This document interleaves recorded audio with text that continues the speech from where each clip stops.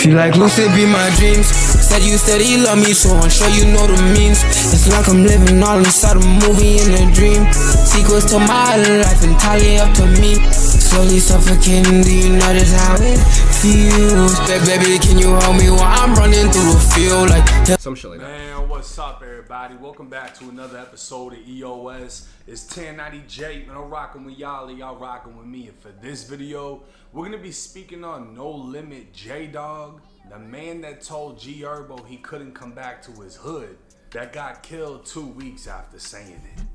Almost 2 weeks ago, Chicago rapper G Herbo sat down for an interview with It's Up There podcast. He described surviving Chicago, losing his brother, and most importantly, cutting ties with the streets. Man, I'm cutting all ties from that shit. I don't care what a nigga think about me. Nigga call me a bitch ass nigga 100 million times. Yes. I don't care. Like I'm not even gonna feed into it. And you think I ain't had to have them uncomfortable conversations? You think nigga ain't told me I done left the hood and forgot about the hood and I'm a fuck nigga and I don't take care of niggas and I ain't the one bonding niggas out no more and paying for funerals? It's like, how many times I'm supposed to do for that shit? Yeah, I agree with him to an extent. It just depends. It depends, nigga. Like remember, he did get lit off of rapping about that shit, like, and them niggas. He got lit off of it. Feel me? But it depends. Like, you take some of your day one niggas and the niggas you really fuck with, and you make sure all of them are straight. But I feel like if you get lit and you abandon every nigga, you're bogus. It depends what he mean. If he got lit and every nigga from over there that he was around, he just abandoned them niggas, he bogus. I don't give a fuck. He bogus for that. If he took some niggas and then there's some other niggas on the block who he kind of cool, but he not cool like that, and he not trying to go and bond that nigga out and bond the other nigga out and bond the other, that's different. Because he not even really locked in with all these niggas. You know what I mean? It just depends. It depends. If he left every nigga, that's bogus. He took some of his main mans and niggas he's actually cool with, then I understand. Do that shit like what y'all want nigga to catch a Rico every time you niggas go to jail for a gun charge, a violent charge? Coming. I'm the one coming. Like Never. I'm the concierge or some shit. All the young niggas listening, please don't let nobody tell you who you are as a man, bro. You feel what I'm saying? And don't let nobody trick you into thinking that you gotta be in the streets and you gotta have street cred or you gotta look out for everybody. It's okay to wanna, you know what I'm saying, help your niggas and put your niggas on, but your niggas should want to help you too, though. Now, after everything he's been through, you'd think he'd be met with applause. G Herbo grew up in one of America's deadliest cities and belonged to one of Chicago's deadliest gangs, NLMB. NLMB would have a long list of killers and be rumored to have been responsible for some of the most brutal killings in Chicago. But they also have a long list of members who've been killed along the way.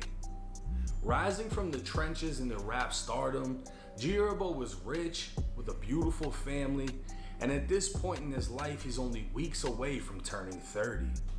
The wisest thing he could do is denounce the streets and anything that ties him to a life he no longer lives. But not everyone thinks the same. NLMB member J-Dog would take to Instagram bashing G Herbo. He'd say Herbo talks on the internet like he been with the shit, when the guys told him don't do shit since 2014, basically trying to make the point that G Herbo was nothing more than a rapper. J-Dog would continue with calling out Herbo for not sending any of the guys money in prison, and since he isn't No Limit anymore, he'd warn him not to come back on 78th and Essex or he will have problems, and he gives no fucks who's riding with who. G Herbo would respond back saying, "All I know is in my entire life of being outside, ain't nobody never did shit to me. Ever. Not a slap, not a punch, not a rob, not a choke, not a shit. I got shot. Yeah, that was in my foot though, and I was back outside immediately after. I got jumped on 79th and Jeffrey on the bus stop when I was like 16 and had 0 scratches on me. Not a black eye. I didn't even know Herbo got shot before. Shit. And on all 3 of my kids, it was at least 6 of them. I never played. But who cares about ancient history? People try to rewrite it every day." G Herbo would continue with the screenshot of him slam dunking J-Dog into the fucking floor back in the day, saying, "All that playing like you crazy little boy, you ain't crazy, never been crazy. Telling me I can't come on my block, I was just on after you walked up and shook my hand. is insane. Now, G Herbo is pointing out the contradiction in what J-Dog was saying.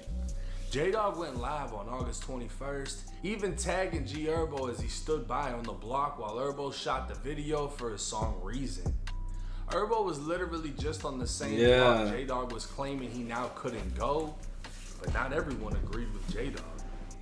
Big Op 079 would take the Instagram setting shit straight, saying, "Blood can go wherever the fuck he wanna go.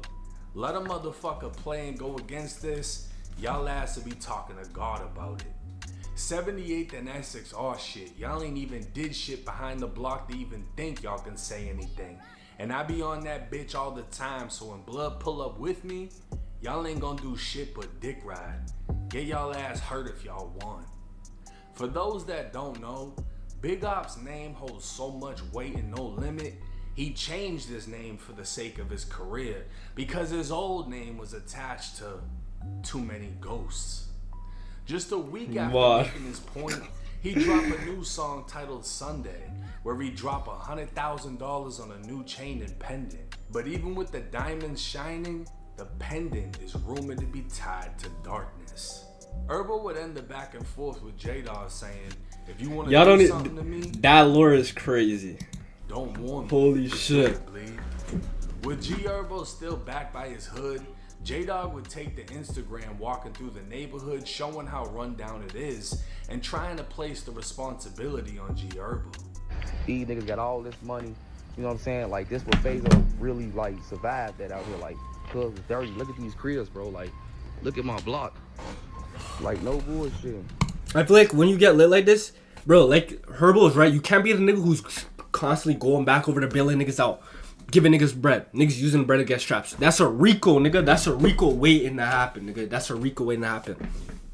Even if you really wanted to do that, you would have to get on and then get other niggas that you fuck with, put them on, and then all of y'all have bread. Y'all can all push money throughout everybody in the crew and make sure everybody's straight. Like the shit Dirk was doing, Dirk got Von lit and some other niggas started getting some other niggas some bread. So then they went to their people, started helping niggas out. But this one nigga going back to every time a nigga gets locked up, every time a nigga gets some shit, giving niggas bread, niggas using their bread to go buy straps. Even the shit with Von. Nigga, Von went to Old Block, gave out 100K. Duck got killed. Nigga said, yo, that nigga Von gave 100K, got Duck killed. Some niggas say it happened, some niggas say it don't. Nobody, like, we don't know. You know what I mean? But just like then, Von would have been, if Von was alive, he'd be tied up in that RICO that happened on Old Block for the Duck murder. Even if he really was just giving out bread to them niggas just to show love, he would be tied up in that RICO. So Herbo is right in that sense where you can't just be out here giving out, going back, giving bread, bailing a nigga out, bailing a nigga out. Because it feels like you're funding. They're literally going to lock you and say that you are the bread winner and you're funding a crime syndicate. You know what I'm saying? Like, that's what they did at 6ix9ine. 6ix9ine was like, yo. They're like, yo, that nigga was calling. He was doing other shit too. But they're also like, yo, this nigga's bringing in the bread. He's funding this crime syndicate. And he got hit with a RICO. Like, that's something, like, it was just a matter of time. You can't be doing that. You have to get every nigga. One nigga get late, he's a cameraman. Okay, he can make bread off filming shit for you. This other nigga, he can produce shit. Okay, now he making bread. And you paying him, he producing your songs, you give him a little percentage, whatever the fuck. And you can make all these other things. These niggas security, that motherfucker's an assistant. This nigga's a fucking, you can help him fund whatever. You know what I mean? Now you have bare niggas making bread and bare other niggas can go and help out other niggas. But like one nigga doing it, that's a RICO waiting to happen. Like, no bullshit. You see this shit terrible. Look at all these abandoned cribs, like G Herbo. What? How much bread? I'm sorry to keep pausing. How much bread do niggas think this nigga has? The fuck you think he finna? You think he finna come down and drop about 50 M's, revenovate? What the fuck did I just say? We're not gonna talk about it. But he gonna redo all these houses, renovate all these fucking houses and shit, and fix up the whole block. Like, bro, these niggas have some M's, but these niggas are not like fucking. Nigga, that's government shit, nigga. That's government type of bread. That's like 50 M's. Fix up the whole spot. Nigga, they don't have that type of bread. Bro. Like, you get too much money, bro. Like to fix up the whole fucking community, nigga. No more stores on certain blocks on Escanaba. Like all we asking for is we ain't want your money, bro. Open up something, bro. Give us something, like, you know. This is a rock dad, y'all. Like, look at this, bro. Rock dad right here. What is he supposed to do about this fucking store? Yo, I think these niggas have a distorted thought process on how much like money is. These rap niggas, they have a little bit of bread, but they're not. They can't fix a fucking community, nigga. No, not at all. That nigga renovate this whole community, fix this shit up, nigga.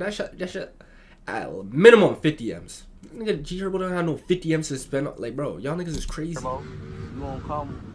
It's your man's dad at. Like, no bullshit. Rock dad in front of the store. We can't even go in this bitch and buy liquor and do nothing. Like, this is same life for exes, bro. Like, we supposed to buy the store and put it back in business. Like, what do the niggas think? On our block, bro. Like, I'm just taking y'all around the hood of what's going on and why I'm so like threw off when he say he doing all this. When he can just open stores and don't gotta give us shit, and we just come to the store ourselves and spend our money with you and you get them back in. Like, make it make sense. Turn though. Keep going. 7824. If y'all know what this is, 7824 X's. This what this shit like, kind of like real star that we in LB. Like, this the building. This shit still look fucked up on X's. It's terrible out here. Being in the crib. Like, this shit fucked up. This what he shot. I be in the game where he's at. See, J-Dog hadn't been around in a long time. And there's a reason why. Back in 2016, 42-year-old Christopher Hibbler, aka Maniac Chris, was shot repeatedly in the chest and pronounced dead at the scene. He was the father of No Limit J-Dog and had been killed in the deadliest month in Chicago in nearly 20 years after almost 80 were killed that month, with 22 people murdered in 1 week. Bro, you see the pointless shit of you getting money and then still trying to promote this shit and be around this shit. That's 2 generations that just died to getting murdered, nigga. The dad and this nigga just both died to gun violence in less than a decade. Does this shit make sense to y'all niggas, bro? Next month, 17-year-old Jalen Hibbler, aka J-Dog, was out for revenge. 18-year-old Alexander Townsend was walking down 75th with a 16-year-old. They were only a block away from where J-Dog's father was killed in the heart of black mob territory. J-Dog was inside of a Dodge that would drive by the teens, reverse, and block their path. That's when J-Dog extended his arm from the vehicle and opened fire. Alexander was shot in the hand and stomach, collapsing near a gate, while the 16-year-old survived unharmed.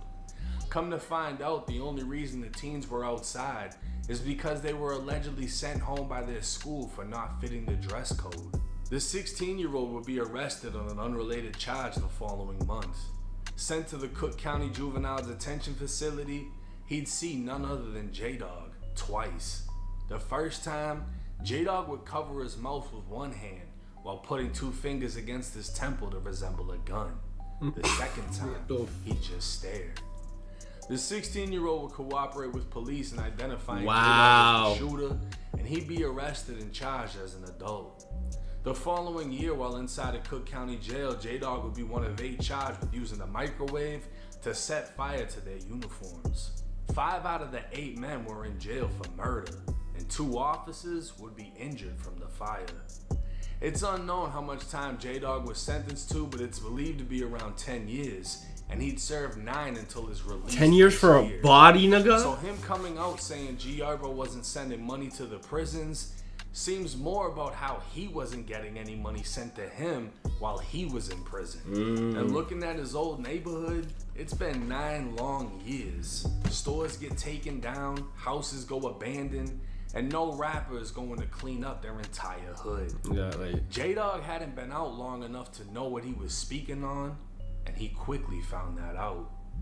2 weeks after the back and forth with G Herbo, Spot News would report 2 shot on 78th and Essex, the same block he told Herbo not to come. A 19-year-old was hit in the chest, while 27-year-old J-Dog was hit 6 times in the back. Both men were listed in critical, a chest seal was applied to the 19-year-old, and 2 guns were recovered from both victims. 19 shell casings would be left at the scene, along with a rifle and live rounds. A short time later, it would be confirmed J-Dog was dead. And this is the exact reason G Herbo was smart enough to distance himself from the hood. Going back right then, indicted on that. See what I'm saying? Video and showing love to the women and kids in the video, it would turn to greed and envy as J-Dog was mad he was still stuck in the hood while Herbo was prospering. Warning him not to come back, he didn't even realize he painted a target on his own back, as the family of the teen he killed hadn't forgot about him, and now he was causing a divide in his own hood. It's clear G Herbo is not only leveled up and out of the trenches, everyone around him is leveling up, including Big Op, who was quick to take the G Herbo's defense. Chief Keef can even be seen in Big Op's video, and to be honest, he's the best example to follow when it comes to leaving Chicago and leaving those streets behind. Now I swear, Chicago. That nigga's laughing at the chain, bro. Holy shit. You know, like, I remember as far back as what? JoJo pulled up on Lil Reese.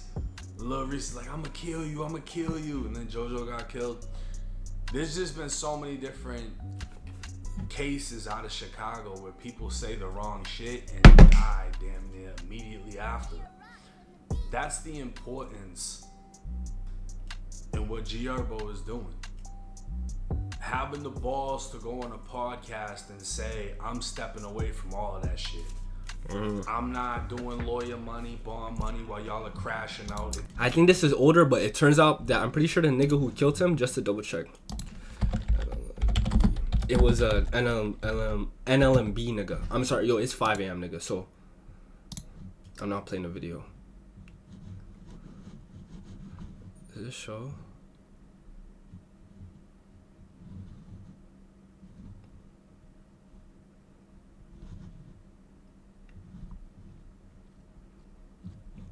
Apparently he got killed by an NLMB nigga.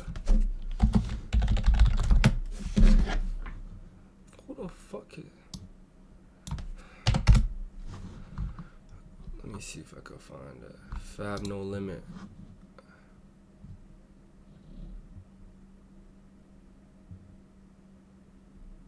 This place right now, not straight. Yeah, so apparently an NLMB nigga is shot him about the shit he said.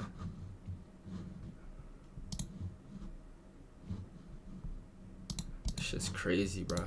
Let me finish out the video though. I have nothing to do with. I'm successful. I got a girl. I got kids. I respect it. When I saw the video, I shared it on my Instagram. It's people doing small things like that that can turn into a snowball effect, right? You got all these kids that look up to him. He makes that move. All of a sudden, one kid makes that move. Another kid makes that move. And you got a whole avalanche of youth that are literally going in the opposite direction. They don't have to go through the indictments to learn they shouldn't have did it. They don't have to sit in the county for 3 years on a murder when they could have just avoided the situation. I salute and commend him for what he's doing. And the fact that he's able to take people with him. Big Op. He just copped a $100,000 chain. That's an amazing feeling. I know what that feels like. And it's sad that there's always going to be people trying to pull you back down. There's always going to be people trying to reel you back in, because once you reach that level of success, they can no longer relate to you. Y'all came from the same block, y'all grew up the same way, but once you've reached that success, that's a level they haven't hit and most likely never will. Envy. They can't relate to you anymore. It turns to envy and it turns to hate. The smartest move he did was doing what he did. Because literally, look at how it's playing out. He doesn't have control over that hood. He doesn't have control over what happens. The last thing he needs is to be tied into it. So much respect to him. Drop y'all's thoughts in the comment section. Let me know what y'all think. But hey, it's 1090 Jake. I'm rocking with y'all. Y'all rocking. Holy shit, bro. And this is not gonna be the last situation where some shit like this happens, you know? It's a reoccurring thing. It's gonna keep happening. Like I said, bro, this nigga dad died to gun violence, and now he's gone to the same shit. All becomes pointless in the long run. Shit's crazy though.